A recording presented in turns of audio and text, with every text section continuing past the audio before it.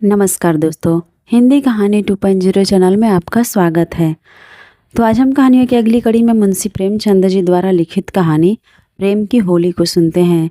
लेकिन उससे पहले आप सभी लोग से एक विनम्र अनुरोध है कि अगर चैनल पर नए हैं तो चैनल को सब्सक्राइब जरूर कीजिएगा। कहानी अच्छी लगे तो लाइक शेयर कमेंट जरूर कीजिएगा। तो चलिए शुरू करते हैं कहानी प्रेम की होली। गंगी का 17वां साल था, पर वह 3 साल से विधवा थी और जानती थी कि मैं विधवा हूँ। मेरे लिए संसार के सुखों के द्वार बंद है। फिर वह क्यों रोए और क्यों कल्पे। मेले से सभी तो मिठाई के दोने और फूलों के हार लेकर नहीं लौटते। कितने ही का तो मेले की सजी दुकानें और उन पर खड़े नर नारी देखकर ही मनोरंजन हो जाता है। गंगी खाती पीती थी, हंसती बोलती थी। किसी ने उसे मुंह लटकाए अपने भाग्य को रोते नहीं देखा। घड़ी रात को उठकर गोबर निकालकर गाय बैलों को सानी देना, फिर उपले पाथना उसका नित्य का नियम था। तब वह अपने भैया को गाय दुहाने के लिए जगाती थी। फिर कुएं से पानी लाती, चौके का काम धंधा शुरू हो जाता। गांव की भावजें उससे हंसी करती, पर एक विशेष प्रकार की हंसी को छोड़कर सहेलियां ससुराल से आकर उससे सारी कथा कहती, पर एक विशेष प्रसंग बचाकर। सभी उसके वैधव्य का आदर करते थे। जिस छोटे से अपराध के लिए उसकी भावज पर घुड़कियाँ पड़ती, उसकी माँ को गालियाँ मिलती, उसके भाई पर मार पड़ती, वह उसके लिए क्षम्य था। जिसे ईश्वर ने मारा है उसे क्या कोई मारे। जो बातें उसके लिए वर्जित थीं उनकी ओर उसका मन जाता ही नहीं था। उसके लिए उसका अस्तित्व ही नहीं था। जवानी के इस उमड़े हुए सागर में मतवाली लहरें न थी, डरावनी गरज न थी, अचल शांति का साम्राज्य था। होली आई, सबने गुलाबी साड़ियाँ पहनी। गंगी की साड़ी रंगी न गई। माँ ने पूछा, बेटी तेरी साड़ी भी रंग दूँ? गंगी ने कहा, नहीं अम्मा, यूँ ही रहने दो। भावज ने भाग गया। वह पकवान बनाती रही, उसे इसी में आनंद था।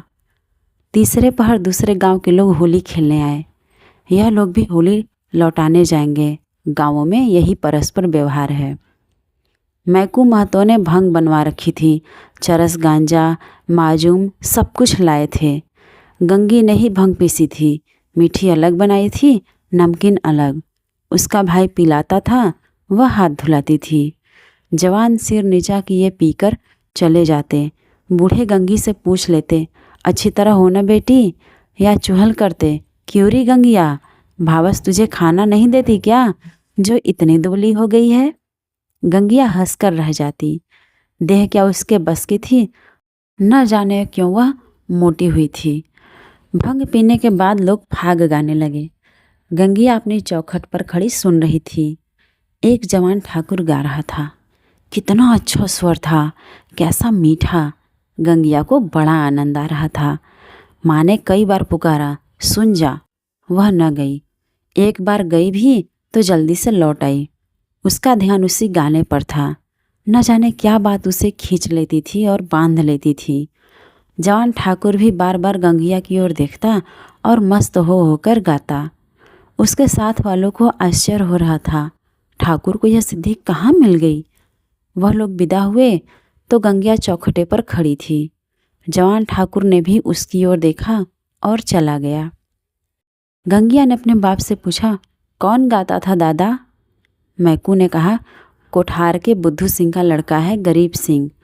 बुद्धू रीति व्यवहार में आते जाते थे। उनके मरने के बाद अब वही लड़का आने जाने लगा। गंगी बोली, यहाँ तो पहले पहलाया है। मैकू बोले, हाँ, और तो कभी नहीं देखा। मिजाज बिल्कुल बाप का सा है और वैसी ही मीठी बोली है।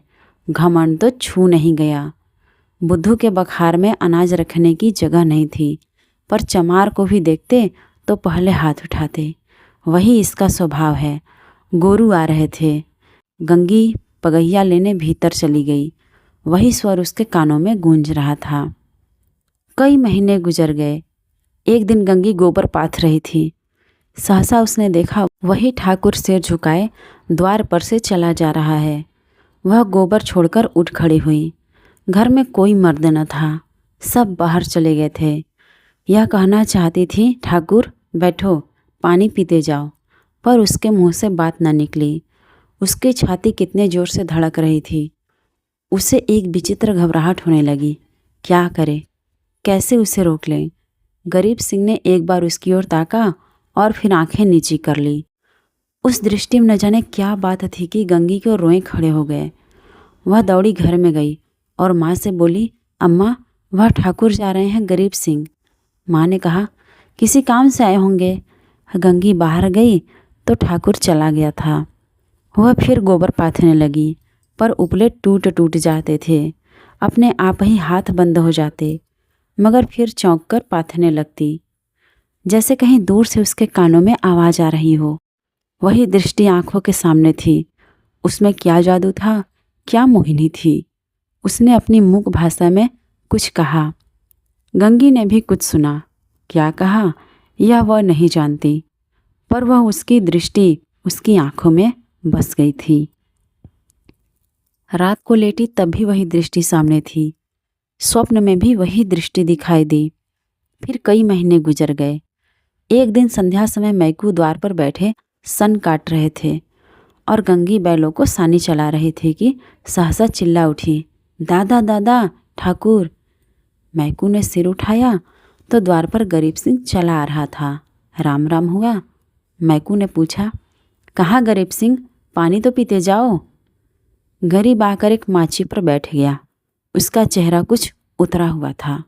वह कुछ बीमार सा जान पड़ता था। मैकू ने कहा, कुछ बीमार थे क्या? गरीब सिंह बोले, नहीं तो दादा। मैकू सिंह बोले, मुंह कुछ उतरा हुआ है, क्या सूद ब्याज की चिंता में पड़ गए? गरीब सिंह बोले, तुम्हारे जीते जी मुझे क्या चिंता है दादा। मैकू बोले, बाकी दे दी ना? गरीब सिंह बोले, हाँ दादा, सब बेबाक कर दिया। मैकू ने गंगी से कहा, बेटी जा, कुछ ठाकुर को पानी पीने को ला। भैया हो तो कह देना कि चिलम दे जाए। गरीब ने कहा, चिलम रहने दो दादा, मैं नहीं पीता। मैकू बोले, अब की घर ही तमाकू बनी है, स्वाद तो देखो, पीते तो हो।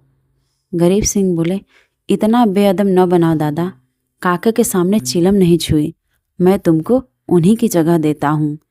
यह कहते कहते उसकी आंखें भर आई। मैकू का हृदय भी गदगद हो उठा। गंगी हाथ की टोकरी लिए मूर्ति के समान खड़ी थी। उसकी सारी चेतना, सारी भावना गरीब सिंह की बातों की ओर खींची हुई थी। उसमें और कुछ सोचने की और कुछ करने की शक्ति न थी। ओह, कितनी नम्रता है, कितनी सज्जनता और कितना अदब। मैकू ने फिर कहा, सुना नहीं बेटी, जाकर कुछ पानी पीने को लाओ।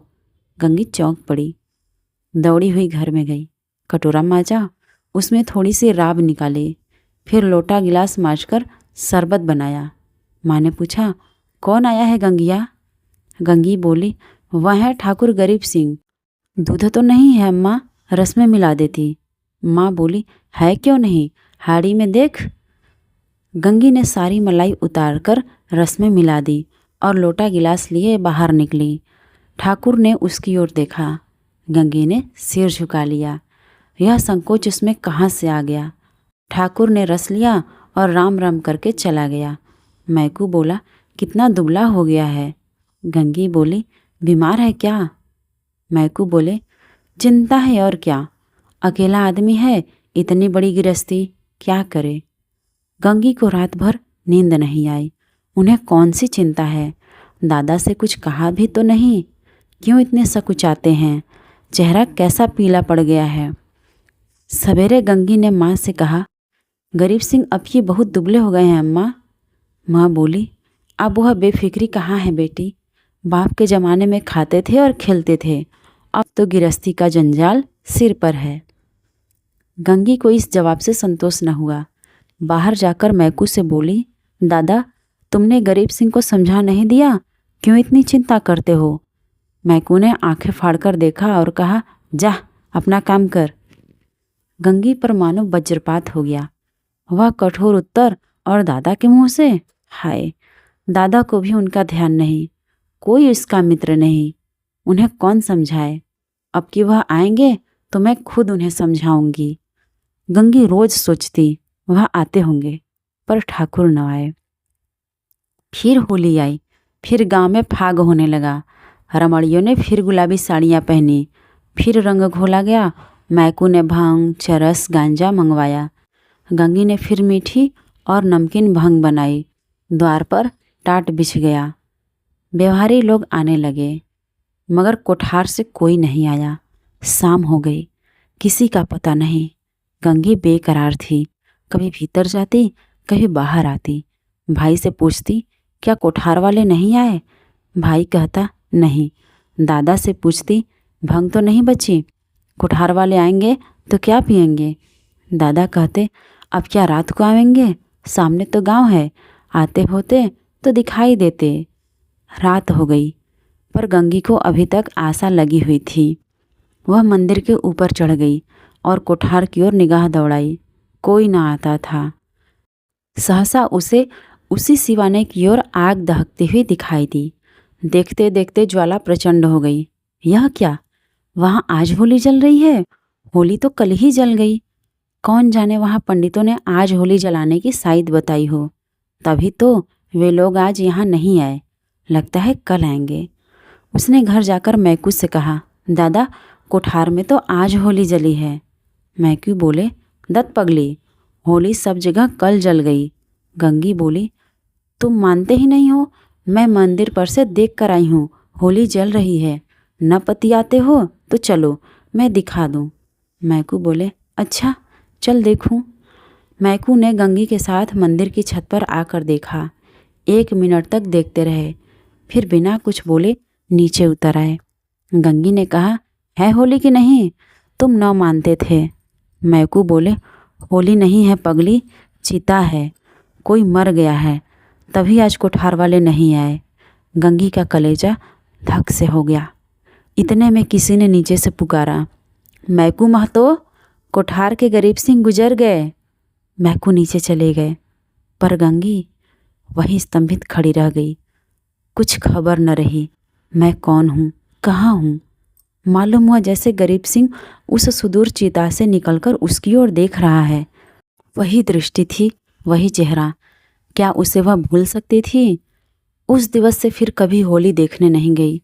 होली हर साल आती थी, हर साल उसी तरह भंग बनती थी, हर साल उसी तरह फाग होता था, हर साल अबीर गुलाल उड़ती थी। पर गंगी के लिए होली सदा के लिए चली गई। तो आज की यह मुंशी प्रेमचंद जी द्वारा लिखित कहानी प्रेम की होली आपको कैसी लगी? कमेंट करके ज़रूर बताइएगा। और अगर चैनल पर नए हैं तो चैनल को सब्सक्राइब ज़रूर कीजिएगा और अपने दोस्तों को भी शेयर कीजिएगा।